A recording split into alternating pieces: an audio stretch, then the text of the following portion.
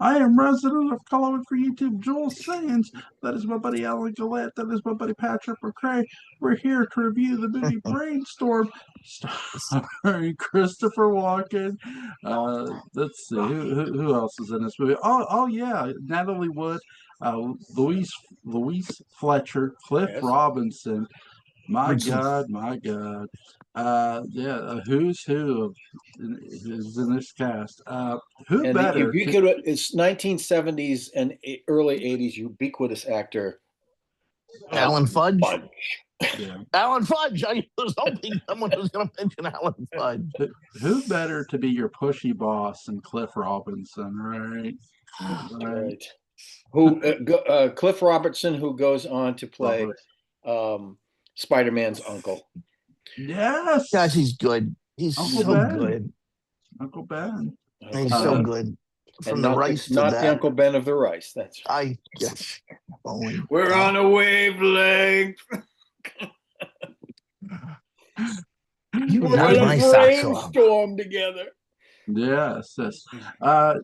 Do we want to touch upon the death of Natalie Wood at all? Because it did. I think this movie, I mean, happened during the production of this movie. Yeah. The latter part of the production of this movie. So yeah, I mean, it's I have a to historical fact.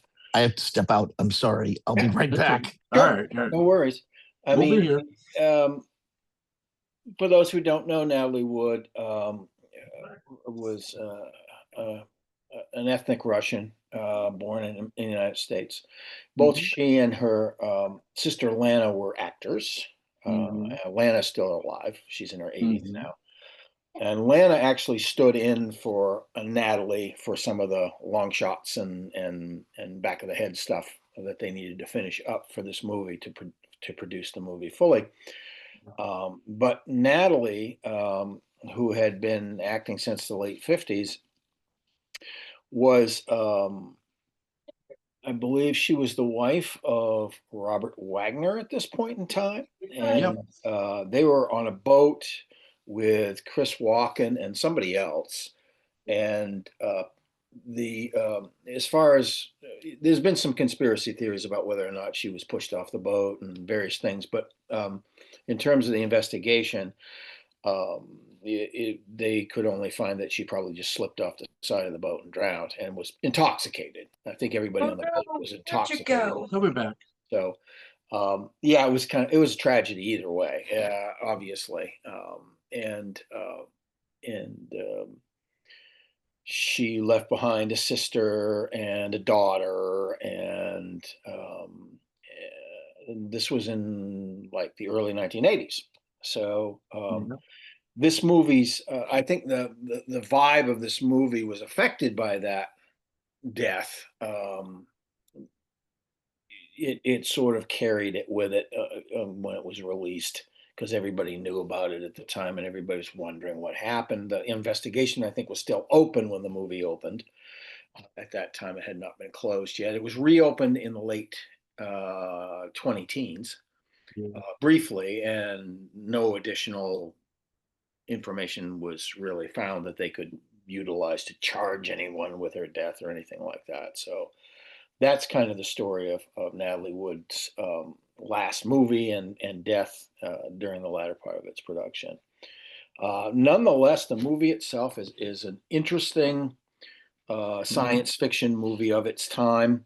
It's very computer oriented, which is perfect for the early 80s, because that was when we were all starting to get the whole idea of mega computers that didn't take up whole buildings. People could have desktops. We were starting to get desktop computers, so people in general were getting familiar with the abilities of computers. So subjectively, a lot of movies ended up in the early 80s and up through the mid 80s with a lot of computer stuff in it. War Games was a big one in the 80s. Several other ones as well. I guess the first sci-fi movie that we saw with a computer was really to the forefront of it was 2001 Space Odyssey with HAL. And then there was this movie in the early 70s that where this guy created a supercomputer. I can't remember the name of the movie, but the guy that starred in it, and I don't think he ever starred in another movie, was the former Hans Gudegast. Um, he is still on soaps today. He's been on The Young and the Restless for like 500 years. Let me see if I can find that information, because that was kind of an early that computer. It was a sort of a computer gone wrong kind of thing. What would happen? That we're talking about AI today. They were talking about computers taking over back then. Wasn't War Games, was it? No, this one was predated War Games by at least a Okay. decade. Hold on a second here. I will find he. This guy Hans Gudegast. That was the name he went by when he was on the Rat Patrol. He played a German officer chasing these guys around the deserts of northern Africa. World War. Eric Braeden plays Victor Newman on Young and the Restless, and has for like since the late 70s, early 80s. He's 84 now. Yeah. Colossus, the Forbin Project. That was the name of the movie. He was also in Escape from Planet of the Apes. Anyway, that Colossus movie is the one that has this computer that he designs, and he has to try to talk it out of basically taking over the world or destroying the world. So that kind of thing started in the 70s, but it really reached its peak in the 80s when everybody could have a computer in their house, and people were fascinated by that, the idea of that computer power. Yeah. It's weird because this is not the only movie that has production issues that ended in someone's death. No. There are movies that are just like that. Now, it's tough because I'm not trying to sit here and accuse anybody of murder because I don't have that. I don't have proof of that. I do find it very suspicious that this woman fell overboard drunk. I mean, does it happen? Sure. Well, at different points in time, both Chris Walken and Robert Wagner have been considered suspects, at least in the public eye. Yeah. Not necessarily by the police, but in the public eye. Yeah. Now, are we talking about yes, the boat. Yeah. There was also, we just had a short discourse about how this was sort of the culmination of the fascination with computers that were in certain films. I mentioned Colossus, which had taken place quite a few years before this, which both started and ended Eric Braeden's career in films as he wanted to be a soap star.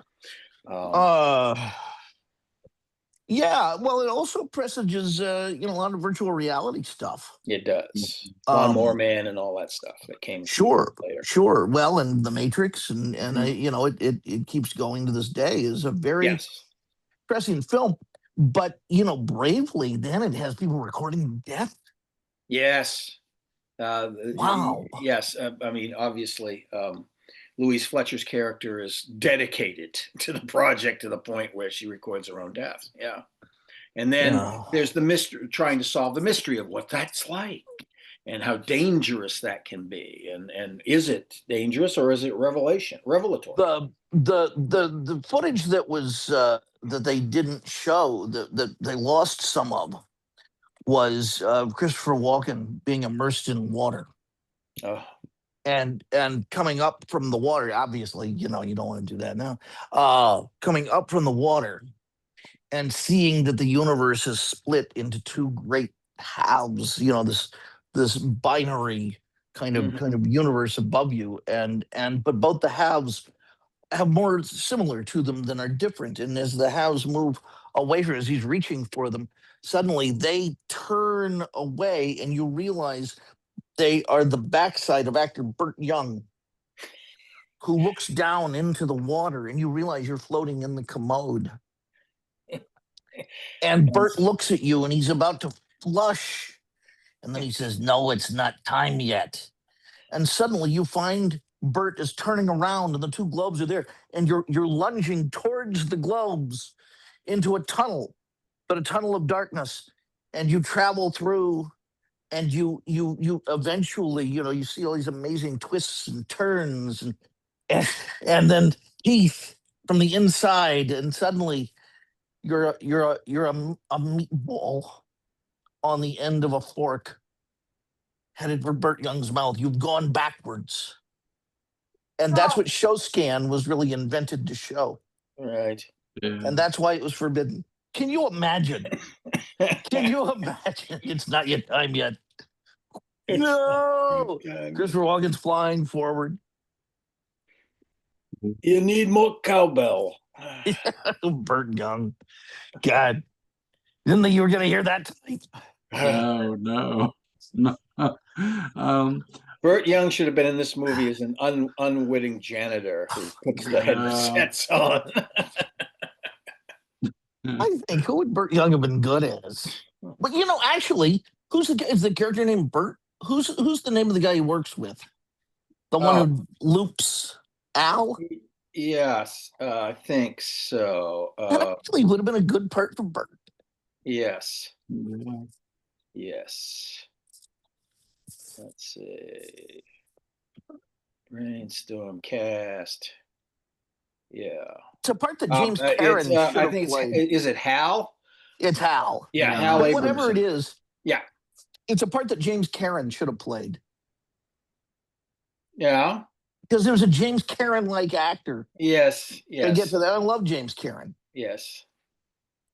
Yes. When did you guys first see this movie? I saw this when it came out, which I guess was 1983 or 4. That's, I think it would have been 83. 83. And it was the first time I ever saw a recumbent bike. And it led to my lifelong fascination with them. Yeah. And have you ever tried to ride one? Oh, God, yes. You'll be injured. Wear thick gloves because they will be hitting the ground often. Yes. And none of us will be as cool as Christopher Walken is when he's piloting up. And God bless him. We got a couple of people that ride recumbent bikes around my neighborhood, actually. I ride recumbent trikes. Yeah, that would be me too. Because really? I can't. I have lousy balance. I've never fully learned how to ride a bike. I still really. Yeah. No, my balance is terrible. My inner ears were kind of beat up a little bit when I was a kid because I had ear infections a lot. Oh, I'm sorry. Yeah, but I mean, I actually my hearing would have been fine, except I didn't wear ear protection when I did an Aerosmith concert. Sitting right by the central stacks. So I remember my ears rang for 3 days, and I probably lost about 30% of the hearing in one of my ears. Yeah. But it wasn't from the ear infections. That was just from being stupid later. Frank Sinatra's mother was my OBGYN, so there are my balance issues. Show me the forceps scars. Oh God, ice tongs. She used ice tongs. Yeah. Amazing. Yeah. Oh my God. Alan, when did you first see this movie? I think probably in the 90s sometime. I can't recall exactly when I saw it. Would have been another cable special for me, I think. For sure. So you saw it on TV? Yeah. I have to tell you, I got to see this on a Cinerama screen that had been chopped down a little bit for CinemaScope. Sure. But was still a real Cinerama screen. Yeah. And it was that James Horner's score, I think it's one of his most beautiful scores of that early period. And wow, you put all of that together and you have one amazing movie. Mm-hmm. And the end game, the end scene with all those computer graphics that they did, which were fairly new stuff at the time, and so pretty spectacular. The angels and all that, yeah. So, has anybody looked up how this thing was supposed to end? I mean, I'm sure it's out there. No, I'm sure it is too. But I mean, I, I mean, they obviously went with a positive ending. They could Sure. have gone any number of ways. I mean, they could have gone with him with his mind gone, obviously, or any number of things, or him dying of a heart attack from experience. I think the stuff with the son was, again, one of the, I talk about this being a brave movie. That's a very brave choice. Yeah, yeah. Just in terms of story, it's so dark. It is, and they don't really resolve it. They just say, "Oh, he's going to be okay," but nothing else comes of it. Now, I don't know if that was something that couldn't was one of the scenes that she was going to film with him later, maybe, and they just decided, well, we can just deal with it this way. Yeah. There's not really much on the end, like the ending. I will say that whatever ending I do think they came up with, I would say they changed, because I mean, from what I'm reading here, there was just a lot of production issues. Even before Wood's untimely death. Yes. Let's see, production of BrainStorm was nearly discontinued after Natalie Wood's death by drowning during a production break in November of 1981. By this point, Wood had already completed all of her major scenes. Yeah. But all the face stuff was there. It was just other. Yeah, due to mounting financial problems, MGM took Wood's death as an opportunity to terminate the already troubled production when she died, said Trumbull. All the sets were locked and frozen on all the stages. No one could get in or out without special permission while all the negotiations took place. Trumbo believed that financially strapped MGM simply got cold feet after providing the remainder of the funds to complete BrainStorm. MGM's problem was that insurance institution Lloyd's of London, I've heard of them, when it took depositions for me and other people, realized that the film could be finished. Why should they pay an insurance claim for something that really wasn't damaged goods? When MGM refused to pay for the film to be completed, Lloyd's of London provided $2.75 million for Trumbull to complete principal photography and an additional $3.5 million towards post-production. It was an expensive project for the time, like $18 million total. That's pretty expensive for this is a pre-blockbuster era that we're talking about here. So that's a lot of money, and I'm sure that they argued, "Hey, look, Lannis or Natalie scenes, all the close-ups and medium shots, they're all done. We can get her sister." I'm sure they argued all of that to help assuage the insurance people that the film was going to be completed with a go-ahead. But I certainly understand why they shut things down after she died. I mean, that was just, even if it was just out of respect, I'm sure they were panicking too. But I mean, this thing was expensive. I mean, look at all the sets with all of the computer rig ups and the wiring and all of this wild stuff and the security layers and everything that they did. They must have built it inside of a warehouse or something, a warehouse studio. It's big. It is big. I mean, I think we have to take a step back and admire the place and esteem of Douglas Trumbull. That essentially I think you could probably say that there are three or four names in special effects who matter. Ray Harryhausen. Oh my God, who did the Universal Monsters? Who's Jack Pierce? Okay. Rick Baker. Yeah. And Douglas Trumbull. Albert Whitlock. I mean, it's a very, very, very tiny family of true Michelangelo level individuals. I don't want to. Now I have to shit on Tom, and I don't want to. Tom's a good guy. Tom's good, but Tom's a working man. Mm-hmm. Tom's not necessarily a huge innovator, but he is a hell of a good working man. He does it. But if you look at Douglas Trumbull, basically took film and made it do things it wasn't supposed to do. Yeah, this Going thing was back to shot. 2001, A Space Yeah. Odyssey. Yeah, this thing was shot 60 frames per second. He was going for basically early HD.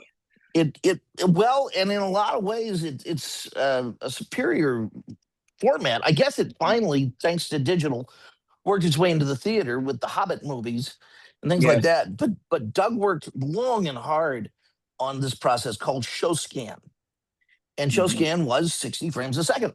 Yeah. And it was I think maybe the millimeter of it was a different kind of aspect ratio or something like that.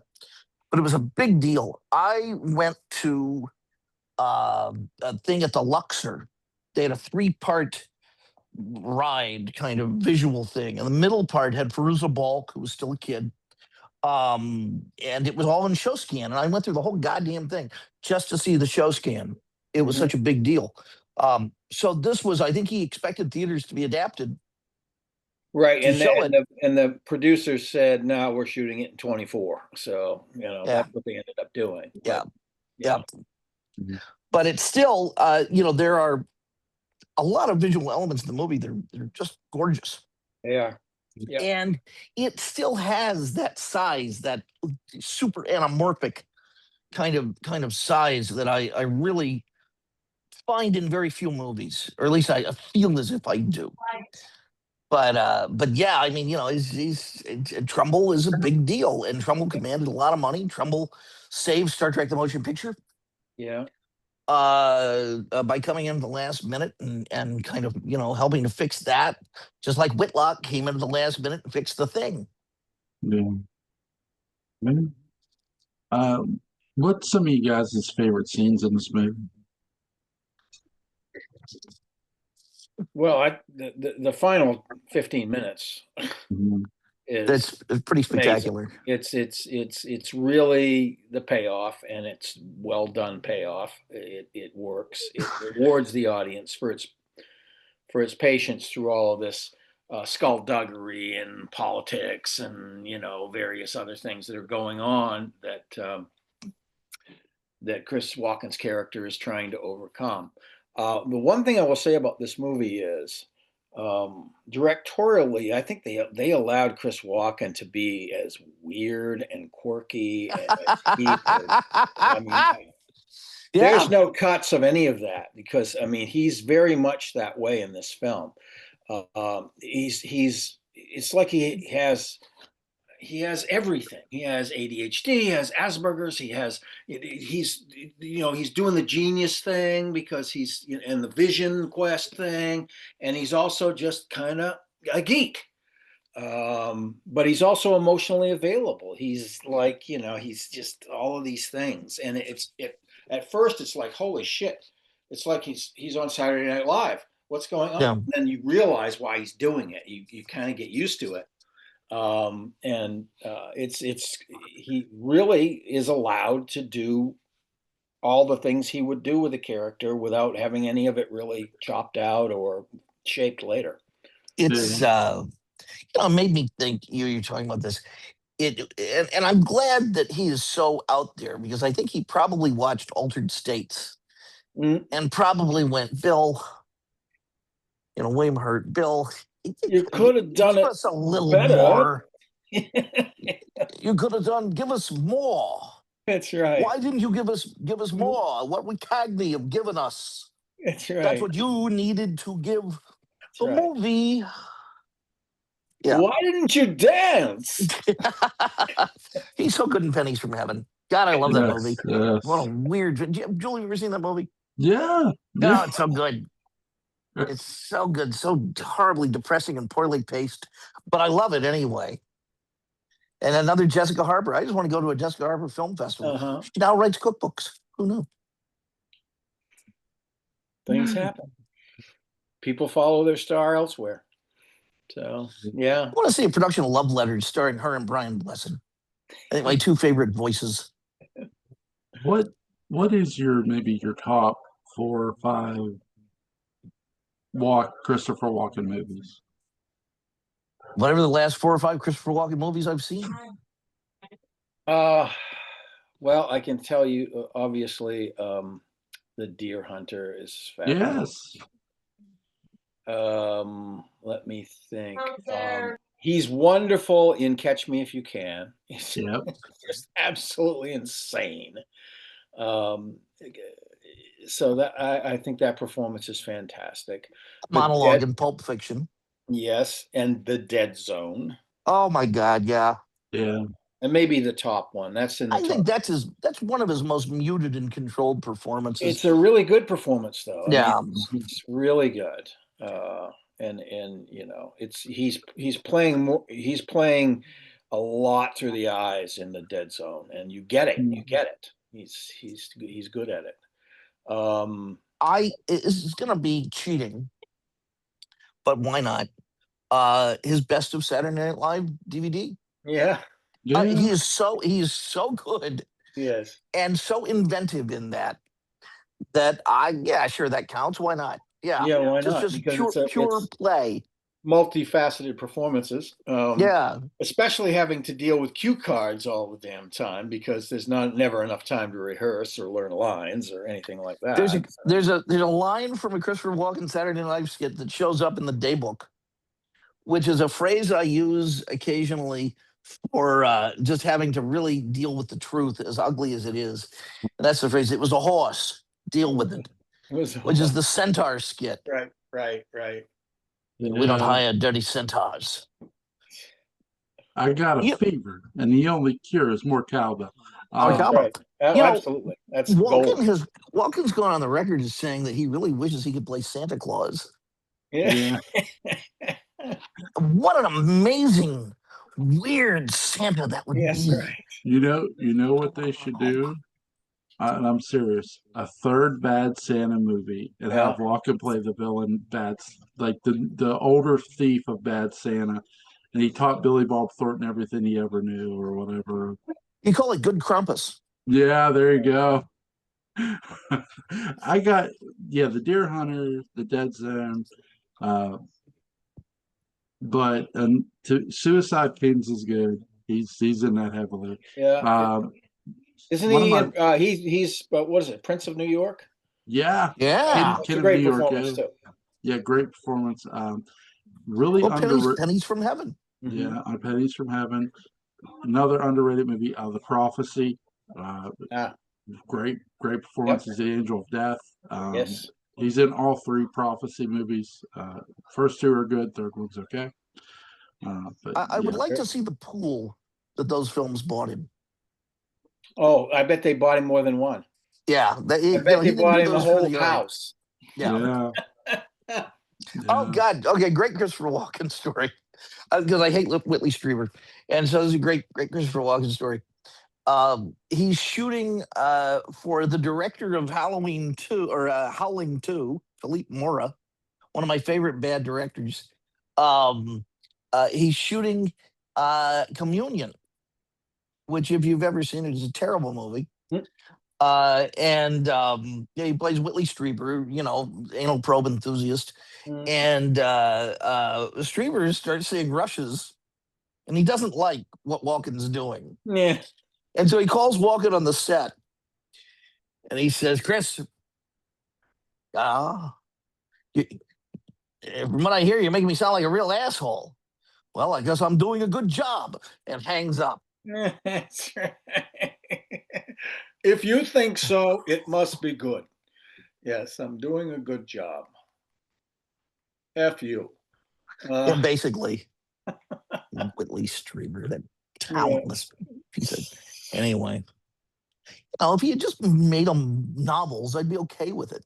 Yeah. But instead, how much dignity did he rob from people with that stuff by lying to them? It's just horrible.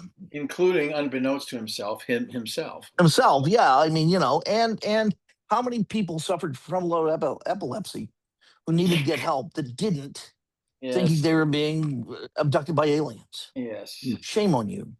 Anyway, that's my James Randi moment. There you For those go. who don't know, Chris Walken was a triple threat. Well, he was a double threat. He was an actor and a dancer. I don't think he was ever much of a singer, although he was a chorus boy early in his career on Broadway.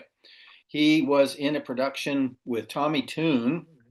They were background guys and character guys in this. It wasn't a total flop musical, but it wasn't a great success either. Called Was it? Baker Street, which was He was in Baker Street? he's in Baker Street. No, the Yeah. Sherlock Holmes? Yes, with Fritz Weaver and No. Inga Svensson. And actually, Thayer David was the out-of-town Moriarty in that production, but he got. Wow, I have the cast album of that. Yeah, I do too. Yeah, it's a fun show. It is a fun show, and it features a scene that it would be almost impossible to replicate because it consists entirely of Bill Baird puppets. It's the Diamond Jubilee scene, where they have a parade and it's all Bill Baird puppets, the whole thing. Wow. And so that's why it's never done. There's no workaround. There's no. I suppose you could use regular people, but I mean, it's one of the big thrill moments of the entire show. It's one hell of a gimmick. It is. So, and of course, it also. It hasn't gotten a lot of press since 1965 either. So, but I like the cast album. I think it was probably a pretty decent show, but it must have been an expensive show too for its time. Oh yeah, it's a shame that we can't, because these people can go watch the movie and then they can, talk about it. We can't really talk about those because I love talking about that. I'd love to talk about Darling of the Day. Jewel, do you know about Darling of the Day? Go look who starred in Darling of the Day. Look it up. Darling of the Day? Darling of the Day. Okay. And it's a good show. I mean, there have been all-star. Yeah, there it is. Okay. Yeah. You're going to love it. There it is. Let's Folks, see. it's worth it. It was written by Nunnally Johnson. Let's go to Wikipedia. Get thee to a Nunnally. Vincent Price and Pat Rutledge. Yeah, it was Vincent Price's big Broadway musical. Yes, 1968. And he did not play a horror character or anything like that. He was an artist. Right. Nice. Vincent Price did appear, I think, in a stage production of Angel Street, which is the stage version of Gaslight, as Manningham. The creep character. I actually played that character in Summer Stock a number of years ago. Lots of fun. Very good. There's a Duke Ellington wrote a musical called Pouce Cafe. It's true, which was the Blue Angel. No. Oh, yeah. Cool. Yeah, the sets, the visual effects of this movie are amazing. The fact that the Trumbull took them to an actual scientific center in California was awesome. I mean, that's awesome. Because he wanted them to understand what they were replicating. Right. What was possible. Some of the big simulation equipment that they put the guys into, I love it because they had to be real. It had to be something from the JPL or something like that, who I'm sure was happy to, work with Trumbull, because there are a bunch of geeks there. And because a lot of the machinery is so bland in its own spectacular way. The simulator pod that the pilot's in, that's not Hollywood. That's real. Yeah. Now, it might have had a completely different purpose, but Trumbull wasn't afraid, as spectacular as he makes some of the technology on the helmet that we see at the beginning of the movie and all of that. But then, some of the other stuff is just wonderfully bulky and bland. Right. And I love that about it. I think that's Trumbull realizing that what he's dealing with here is a development process. Yes. This whole thing is a development process. It's a project. So a lot of different things are happening, and different things may be at different levels of development. There's an underrated performance in the movie, and I forget the name of the guy. He's never heard him before, but he's the guy who plays essentially the real bad guy. The one with the white hairs and the white suits the guy and all of that. Yeah. Is wonderfully unctuous. in an understated way. Yeah. All right, let me see if I can find. William Lucking or something like that. I paid attention to in the credits, and of course, so carried away by Alan Fudge, I couldn't remember Alan Yes, Fudge. yes. I've seen Alan Fudge in movies though. Oh, is it It isn't Donald Houghton, is it? I think it may be that. Yeah. What's Dr. the name of the Landon character? Marks. Yeah, That's the Landon. guy. Yeah. That's the guy. Yeah. Yeah, who's just creepy and weird enough, but realistic enough. And there's a great moment where he's reintroducing himself to Louise Fletcher. He's like, "Yeah, we were both at Caltech in '56 or something." He said, "No, I don't remember you," and that's it. Yeah. And that's his entire executive summary. Yeah. And so, and really, in that, you see his entire motivation for doing this. Yeah, it's well played by both of them. Because Fletcher. Oh well, Louise Fletcher's so good in this. Yeah. Mm-hmm. She get nominated for this performance? She should have. No, No. nobody did out of this movie. No, it's a science fiction movie. They're not Science gonna do fiction that. movies were not. They were basically outre.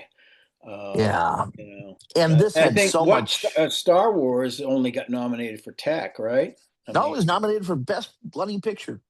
Okay, that makes sense. But none of the actors got any nods or anything. Yeah, They were kids. yeah. And then as like Alec Guinness, I think the community felt sorry for him for having to slum it in the thing. It was not yet the days of Ian McKellen, crafting a spell. Yeah, literally. Yeah. Oh my gosh. What a movie this is. I mean, from start to Did you finish. like it? Yeah, man, I love this Well, movie. I missed. I had to duck out during the sort of the introductory of it, so I didn't really hear your assessment. My assessment of this movie is when I watched it in 1999, it was really, really amazing, and it still is. You talk about a movie that's not just right for the 80s, but in a lot of ways is ahead of its time because there are movies that are going to somewhat try to duplicate the way they film this. I mean, look at what's coming not just in the 80s, but what's in the 90s. You're going to have Lawnmower Man, which kind of takes the camera view of this movie a bit in a weird way. Just crazy. Mm-hmm. Yeah. And, other than the Dreamscape. Yeah, Dreamscape. Which I feel like, I forget what the movie was that ripped off Dreamscape, but there was something. Oh, Inception. Right. Inception just totally ripped off Dreamscape. Totally. Yeah. And you know what? I think I like Dreamscape more. I kind of do too. Even though the technology is a bit dated in it, the movie itself is not dated at all. It's it isn't. Have you seen Interception? Have you seen that? I have not seen Interception. Okay, it's a spoof done by Kenny Mayne at the time when he worked for ESPN. When Aaron Rodgers was still on the Packers, they were spoofing Inception, and he goes, "Let's talk about Interception." Aaron Rodgers is like, "I don't like Interception." He goes, "Let's do it. Let's do it, Aaron." And Aaron's like, "What?" And they just start spoofing the movie, which is hilarious. No, Joel, have you ever seen Dreamscape? No, I don't think so. It's Dennis Quaid is a guy who's a psychic specially trained or specially adept at entering into the dreams of others and it's supposed to be used as an espionage tool. But he's also good at dealing with people who are tortured by recurring nightmares and things like that, helping them, battle what's going on there. And, cool. it's Nolan and the president. The president's dreams are being invaded by somebody, so he has to go in, right? That's right. That's right. Yeah. And Eddie Albert is the president. And he hears Eddie Albert has recurring nightmares about the apocalypse and all these other things. And I think it's also found that you can assassinate someone in their dreams. Mm-hmm. It's the old, if you die in your dream, you'll die. Right. That's exactly the danger point, I think. Yeah, but it's good bullshit. Yeah. And I remember Eddie Albert at the beginning of the movie is, the president is living through World War III, mushroom clouds, and he can hear those apocalyptic sounds perfectly with his bell tone hearing aids that Eddie Albert was hawking at the time. Yes. But it's got Max von Sydow as the villain, and Kate Capshaw making me hate Steven Spielberg for stealing her from movies. Mm-hmm. You know, because she's so good in this. What a delightful actress. Yeah. And Dennis Quaid is your hero. Yep. Nice. Yeah. I love Dennis Quaid in Texas Chainsaw Massacre too. You love him in this. Yes. Well, the leap from this movie is Inner Space for Dennis Quaid. Well, we talked about Inner Space, didn't we, a little while ago, Yes, and how did. much we enjoyed it. I think I teared up talking about it. Yeah. It's a goddamn good movie. Yeah. Oh my gosh! What do you got? This movie's a 10. I mean, I give it a 10. It's a 10, Absolutely. yeah. I think production value, the free, probably one of the freest performance of Chris Walken that I've seen in a long time. All of those things contribute to that. Yeah. Is there anything you guys want to add about the movie before we go? I think it's for me, the part that stands out is that the story takes a lot of risks in a very mature way we would not see today. It is, and it's a fairly complex script because it's layered. There's personal stuff going on, there's political skullduggery going on, and then there's the vision quest to find out what this thing's capable of doing and the potential and seeing the universe and all of that sort of thing. So you got a bunch of stuff. Yeah. When I saw the film as a kid, I was about 12, and I was just amazed by the different levels of storytelling that it chose to go to again and again and again. And then when I, watched it at age 52, how sad I was that Hollywood is not nearly that brave now. Right. No, typically it's not. Typically it's like Broadway isn't as brave as it used to be either because of the tremendous amount of money that needs to be invested just in mounting a show. But they got those LED back walls. Yeah. Yeah, whatever. Yeah, Ghost wasn't my favorite musical. That's pretty terrible. Did they? I'm gonna make somebody mad when I say I'm sorry. So don't take me as seriously as I take myself ever. But you'd pull a muscle. But wouldn't it be interesting if Broadway is so intent on making musicals out of movies, made them out of good movies? Yeah, when that'd be nice. Back to the Future is a good movie, but when that's the best movie that you're making a musical out of, what the blue? Yeah. And then I get even angrier because sometimes it's better than the movie. And of course, it's not hard to beat some of these things, but I'm thinking specifically of Legally Blonde. Yes. Which is a great musical. I get tired of none of those numbers. No, I saw that a couple years back actually. And it works. It works really well. Yeah. Let's see. Is there anything you guys want to cover tomorrow? I'm open. I've picked stuff or had stuff picked or something like that for a while. So what other people want to do? See, you guys want to do? Let's see. So many movies to pick up. Let's see. We did Outland, right? You did that with Butch. Butch, okay. Let's see. We've been wanting to recover autofocus. Let's recover autofocus. Let's do autofocus. Oh my God, with Alan. Okay. We'll do autofocus. We'll have an autofocus party. We'll all watch it together. Cool. Yeah. I'll bring the poppers. This will be our 8mm review. Yeah, oh Lord! Another. We're gonna have an actual debate of who murdered who. There you go. Or who? I did it. Yeah. No, don't say that. I just watched Greg Kinnear and the Kennedys, the miniseries. I watched a couple episodes of that. He's a good actor. Yeah. He's a good actor. Yeah. Didn't that air a while ago? Or no? The Kennedys miniseries was 2011. Okay. Yeah. Quite a while ago. Okay. Yeah. It was almost 15 years ago. Yeah, I saw that one, but it aired on TV. Yeah.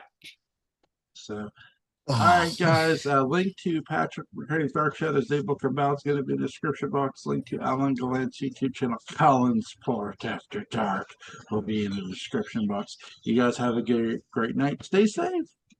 Okay. Take care.